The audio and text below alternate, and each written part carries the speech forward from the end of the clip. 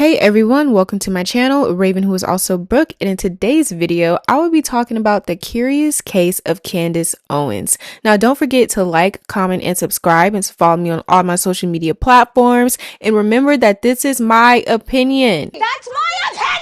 Remember to keep it respectful in the comments, and let's just get right into the video. So, Candace Owens was born April 29th, 1989 in Stamford, Connecticut. Now, something interesting about Candace Owens that I'm going to touch on again when I talk about just my full thoughts on her at the end is that when she was in high school back in May of 2007 at Stamford High School, her and her parents sued the high school and the Board of Education for racist remarks that were thrown at her by 3 white boys that attended her school. They accused the school of failing to act because one of the boys was actually the son of then Mayor Daniel Malloy, who then became the governor of Connecticut, and the case was settled by the Board of Education for $37,500. And according to newstimes.com, here is how the whole incident was happening. Last February, at least one of 5 teenagers sitting in a car left messages threatening to Owens, who is black, and repeatedly used a racial epithet.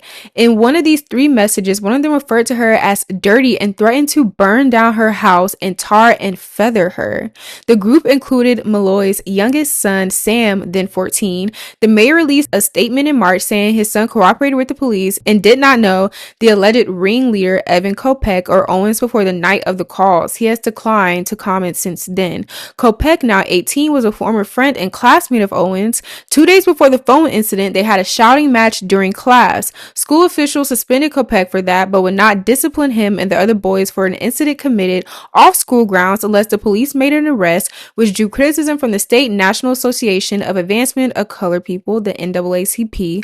Owens left school for 6 weeks, saying it was traumatic to attend with the alleged callers. She returned after Kopech was arrested in late March. Another teen was arrested later that spring. School officials would not say whether they disciplined Kopech after the arrest. And it's interesting because in 2016, she wrote an open letter for the Stanford Advocate news site. And something interesting she said is that at that time, she wasn't the only victim. That all the boys involved who were calling her all these disgusting racial remarks and threatening her life were victims as well. Because she touched on how anytime you looked her up, a hate crime would come by it. She said that she really didn't like how it was politically weaponized. The NAACP was getting involved. And it's just very interesting considering the type of content that she makes now. Now, she attended the University of Rhode Island, but then dropped out her junior year and she was majoring in journalism. But then in 2010, she began working at Vogue magazine. And then in 2012, she worked as an administrative assistant at a private equity company in New York, where she then rose to be the vice president of administration. And then in 2015, she started writing for the blog site Degree 180, which she also helped co-found. And on that website, she actually was not that political as much as she is now. She used to write about her personal life, romantic situations, give like girl advice, and etc. etc. And what's also interesting is that website was very much anti-Trump, anti-conservative media. They used to criticize Trump a lot, damn near just call him a dumbass, which he is. And according to BuzzFeed, who found, old blog posts from this website, they said that many expressed their displeasure with Donald Trump. In a December 2015 story, they said, "Serious question, is Donald Trump a social experiment?" The site's editor, Zoe Weiner, wrote of Trump's now notorious pledge to end Muslim immigration to the U.S., where he says, "You guys remember Nazi Germany, right?" Weiner, now a freelance writer, declined to comment for this story. In a sarcastic post titled, "Thank You Letter to Donald Trump" in April of 2016, one contributor to the site wrote, "The idea of you being my future president makes my skin crawl, but you did provide me with a new sense of political awareness." An article from March 1st, 2016 explained that even though Trump was married to an immigrant, he could still be racist. In a March 18th, 2016 article titled, "Does Donald Trump actually have a small?" included that Donald Trump was most likely has a size of an infant. Hitler is the one guy that comes to mind that may have topped him. So again, how we got from point A to point Z is actually insane to think about. And BuzzFeed also alleged that in a blog post, Candace Owens actually wrote, "Good news that the Republican Tea Party will eventually die off peacefully in their sleep, we hope." And again, how we got to where we are today with Candace Owens is But looking back, Candace Owens, of course, has disdain for Degree 180 and the things they used to write about, where they went against conservative media. Now, in 2017, that is when Candace Owens started her first YouTube channel that she also did with other Black conservatives. And off this YouTube channel, she began to catch the attention of Jesse Waters, Fox News journalist, and Alex Jones, who is famously known for making a conspiracy that the Sandy Hook Elementary School was a hoax. And now he owes all the families millions of dollars, as he should. And then she got the attention of Donald Trump. And how one could be proud of that, I don't know. And Donald Trump actually said about her on Twitter, Candace Owens of Turning Point USA is having a big impact on politics in our country. She represents an ever-expanding group of smart thinkers, and it's crazy how he has thinkers in quotes. And it is wonderful to watch and hear the dialogue going on. So good for our country. And then she also founded the Blixit Foundation that was primarily used to make people who were Black and a part of the Democratic Party to basically turn over to the conservative Republican movement that was happening. She then started her own channel in 2019 on PragerU, which is a very conservative media platform, where she had her own show, The Candace Owens Show. And also from 2017 to 2019, she was actually the communications director for Turning Point USA. However, she then had to resign after she made some comments about Hitler. And these are the comments that she said. While speaking at a London event to launch a UK chapter of Turning Point USA, she argued that Hitler was an okay leader until he tried to take his message of genocide global. If Hitler just wanted to make Germany great and had things run well, okay, fine, she said to a response into a question about nationalism. The problem is he had dreams outside of Germany. He wanted to globalize. He wanted everyone to be German. So, if I'm hearing this right, he could commit genocide in Germany. That was okay. Just don't commit it anywhere else. She then left PragerU in 2019 to then have her own show on Daily Wire, which is again a conservative media platform that is co-founded by Ben Shapiro. Now, I'm just going to get into some of the very disgusting, I don't even say problematic, they're disgusting, they're idiotic at best comments that she has said. So let's get into them. She referred to the Democratic Party as a plantation. She called supporters of the Black Lives Matter movement whiny toddlers pretending to be oppressed. She opposes gun control and called the Me Too movement a political witch hunt.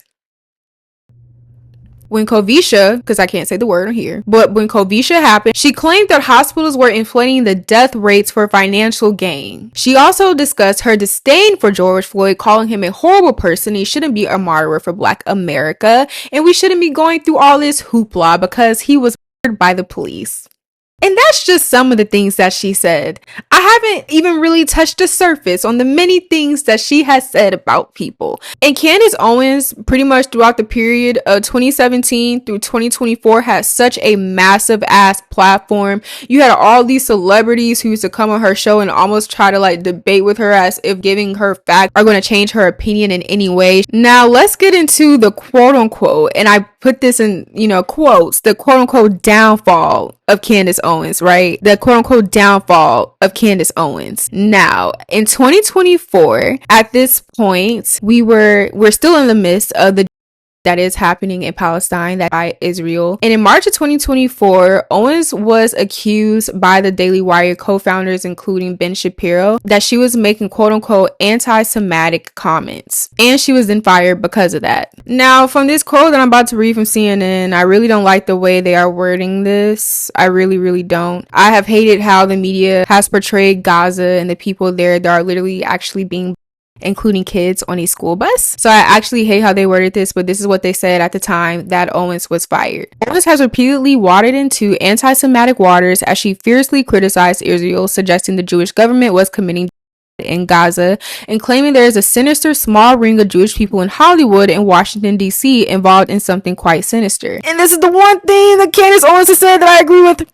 It is the one thing that she has said that I actually agree with. I absolutely agree with her, what she said. She said what she said. This is the one time that I have agreed with Candace Owens. I want to make that clear. Like, the one time. And then Ben Shapiro then went on to call her disgraceful after her comments were made. And she at that point was supposed to be considered someone who was now a has-been and washed up in the conservative world. But then she created her own YouTube channel, Candace Owens. And at this point that I am filming, she has 5.4 million subscribers on her YouTube channel. Now, that was not the case when she first started. She actually had a very slow start. It wasn't until she started talking about the Blake Lively, Justin Baldoni situation where Justin Baldoni was suing Blake Lively and then Blake Lively counter sued him. And to no one's surprise, she took Baldoni's stance in this whole case. And a lot of people accuse her of being very much anti-feminist. However, with having these comments and making this content, especially on TikTok, she found an audience of women who kind of saw the Me Too movement again as a witch hunt toward men and as very performative. So that's how she grew her fan base back, by being a misogynist. And again, after she made that YouTube channel, she was on the rise again in conservative media and was one of their stars again. So good for her. Now, when we talk about Candace Owens now, she has found herself in some dumb and also some very deep conspiracy. So the dumb that she found herself in is she is being sued by the French First Lady and the President of France, Brigitte Macron, and the President Emmanuel for alleging that Brigitte was a man. Mind you, when she was sued, she doubled down on it, calling her the First Lady Man of France. Candace, girl, you're gonna owe a lot of money. You're probably gonna be bankrupt after this. Now, there's a lot of things to criticize about Brigitte. She's a predator, okay? Because Emmanuel actually was her student. She's a predator. So there's a lot of things you could criticize her about. But to misgender her and then double down on it after they sue you is actually insane. Like, that's girl. And then the big theme that she is in now, listen, right? When Charlie Kirk, Candace Owens then began alleging that Israel got him killed. And then she started saying that Turning Point may have been a part of it and that it was an inside job. And then she alleges that she has texts from Charlie, allegedly. So right now she is fighting amongst her colleagues in the conservative movement for saying that some of them could be a part of his job. And you don't know the kicker of all of this? What she has also said recently that just has me laughing. She now says that she is embarrassed that she ever endorsed Trump and that she feels a chronic disappointment toward him. Mind you, this man has been racist, misogynistic, make jokes about. He's literally right now trying to starve kids, families, during Thanksgiving, during the holidays. You're just now realizing that he's full of shit.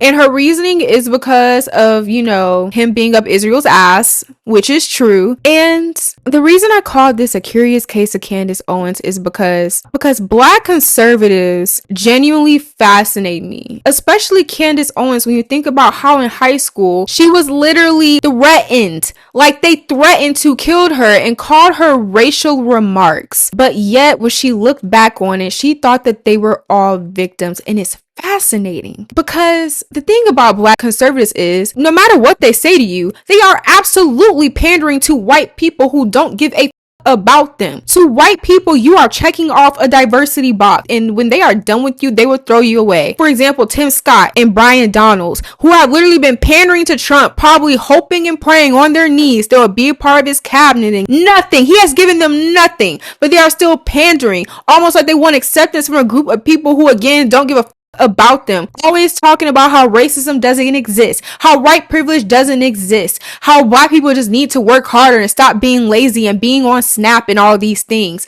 And it's just so fascinating. And Candace is so fascinating because she actually dealt with racism, but she looks at it from a lens how she has this sense of sadness for the people who caused her harm. The fact that now, I don't think she's seeing the light whatsoever, especially with Trump, but I sometimes wonder if this is like a grift for for her or if she actually believes the things that she said. Like, again, Black conservatives are so fascinating because it's like, what was the turning point? What makes you feel this way? For me, it's like, what has ever happened in Candace Owens' life for her to now say the things that she has said about George Floyd, say the things that she has said about the Me Too movement? How did we get here, Candace? Like, if I was to ever interview her, I would ask her, how did we get here? How did you become, again, I don't know if you're a grifter or you actually believe the things that you were saying. Because the things you say are so harmful and hateful that it's, again, fascinating about Black conservatives. Truly, it really is. And I do wonder, will there ever be a day where she looks back on the things she says and feels remorse? Or maybe, and sometimes I wonder, is she doing this to pander to white people? Does she care to? Like, what is it, Candace? Again, how did we get here? Because at the end of the day, she is still a Black woman. Because again, to white people, you're always going to be Black. And especially a Black woman, that's never going to change. At a point, they will turn on you. So I wonder when that day comes. So I do believe that it will come. How will she react? How will she rationalize what is now happening to her? And again, it's just a very curious case. All right, you guys, thank you so much for watching today's video. Don't forget to like, comment, and subscribe. And I would love to hear you guys' opinions in the comments. Remember to keep it respectful and remember to keep life cute, fab, and fun. And I will see you guys in the next video.